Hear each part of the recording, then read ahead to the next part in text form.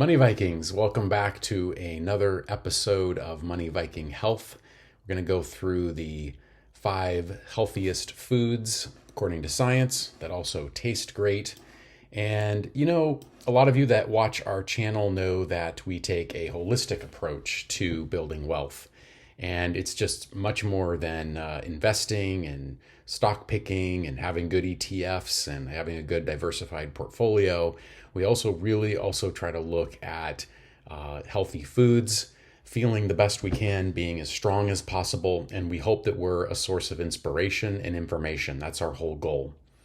And a lot of that, as we also combine it with things like collectibles and art, because I also think that's a holistic approach to living a life of true wealth. But with that, let's jump into 5 healthiest foods, 5 powerful foods according to science.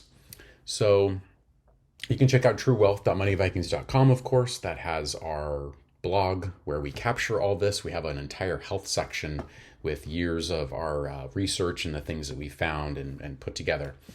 But one of the first things I wanted to put out there was several years ago, a big sea change for me with diet was Michael Pollan. So check out Michael Pollan. His books are amazing, I think. His research is amazing. I think he's technically a journalist, but he might also be a professor or something, maybe at Berkeley. I can't remember. But anyway, he writes some great books. And what I like about them is that he takes a very practical, holistic approach to diet. It's not this concept of denying yourself, or you can never have this, or you must eat this, or it's all carbs, or it's no carbs, or it's all protein, or it's the this diet or that diet, or the fad of the week, the South Beach diet or whatever. He mainly boils it down to this really awesome mantra that I love. And the mantra is eat real food, mainly plants, and not too much. And what I like about it is it doesn't restrict me in terms of every once in a while I want to have ice cream. Every once in a while I want to have a slice of pizza. Every once in a while I want to have a hamburger, right? But this just is a nice guiding light. And it's just like with investing. There are health. I think there is a connection here because with investing, we can't control everything. We know we can't control markets.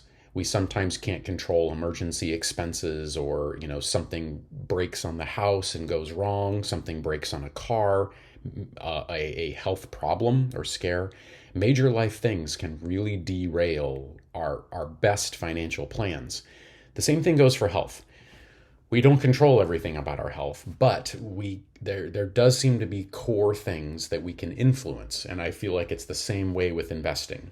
So our point here is, why not at least try to influence the core things as much as we can to get us on a good trajectory to be as healthy and strong as possible in terms of investing and health. So I have used this Michael Pollan guidance for several years now as a way to just be a guiding light for how to eat healthy. And so I try to remind myself, am I eating too much? And I do sometimes. I did the other day.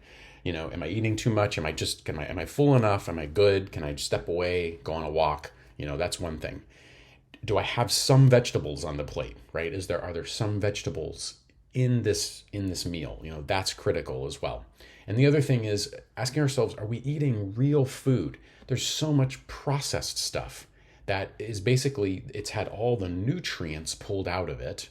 Take a Twinkie, for example. I know they're really delicious, and I'd eat a good Twinkie once a year. But you can't eat these things every day.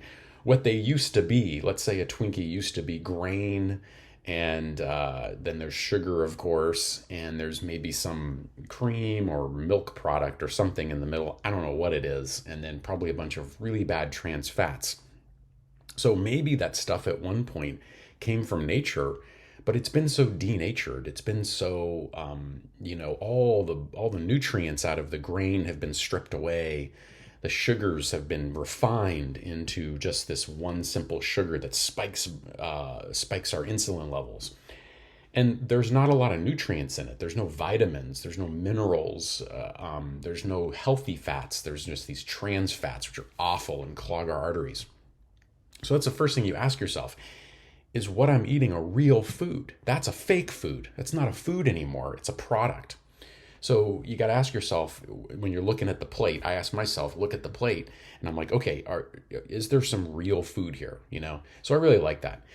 Reminder, of course, none of this is healthcare advice. You've got to see your own personal doctor, your own dietitian, your own physician, whatever. You've got to see your healthcare provider for your diet. This is what we do. We're just sharing what we do. That's all.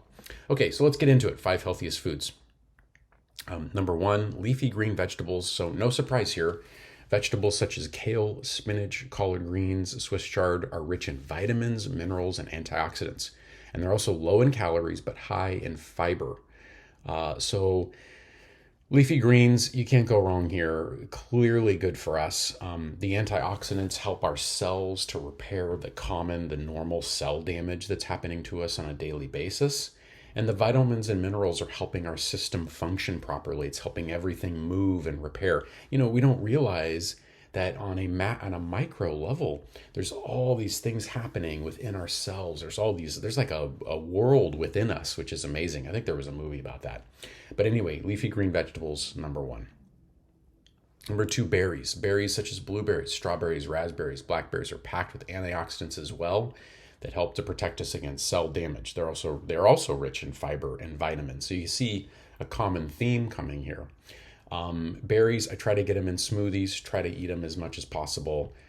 Very healthy diet, very healthy food, and delicious as well. I try to, for some of this stuff, I try to look for organic. I want to make sure that these things aren't being, sprayed with a bunch of pesticides and chemicals, and then you're washing them well, because you don't want to, you're taking a healthy food. Sometimes the way they're farm raised, there's a bunch of chemicals and stuff on them, so you got to be careful about that. So I'm always trying to balance that as well, because you don't want to outweigh the health benefits with like some kind of chemicals on the food. Okay, same thing with fatty fish. I think you typically want natural raised fish, not farm raised fish, but fish such as salmon, tuna, mackerel. They're rich in these omega-3 fatty acids. Those are talked a lot about now. They help reduce inflammation, apparently. And this reduces our risk of heart disease, stroke, chronic conditions, etc. There's been a lot talked about lately about inflammation. So people that are chronically inflamed, where there's this chronic inflammation of their system because the system is trying to repair itself or attack invaders. It's kind of what happens when we get a cold. There's inflammation. It's okay to have some inflammation at times. I think we get a bit of inflammation when we exercise, but it's temporary, right? The chronic inflammation, where we always have this inflammation, seems to be really hard on our system. So I believe fatty fish is what they're saying brings that down. We do have here a link. Check out our health benefits, the Mediterranean diet. We've been looking into that. That appears to be one of the healthier diets, and I think fatty fish are a part of that. Also part of the Mediterranean diet are nuts and seeds. So I try to keep a bag of nuts and seeds, almonds, walnuts, chia, flaxseed. They're rich in healthy fats, fiber, and protein. They're a good source of vitamins, minerals, including magnesium and vitamin E. So clearly they're a great pillar of the 5 healthiest foods. And the last one here is whole grains. Jerry and I joke about this whole grains, where there's this like crazy whole grain bread that we get. I think it's called Dave's bread or something. Anyway, it's a bit pricey, but again, it's focusing on whole grains. So we don't want the bread like the white bread, where it's been, again, stripped of nutrients and it's just got that sugar in it that's kind of going to spike our insulin levels. We really want to focus more on whole grains, brown rice, quinoa, whole wheat bread, good sources of fiber. It promotes digestive health. More and more, they're finding that our gut biome and digestive health is so connected to our overall health, right? The health of our gut and the health of our brain. We have 2 brains, is what I'm learning. So, hey, I hope this helps. Here's a thing on our intermittent fasting. I do have toast in the morning, unless I'm intermittent fasting that morning. But again, please like and subscribe. Do appreciate you checking us out and sharing our content.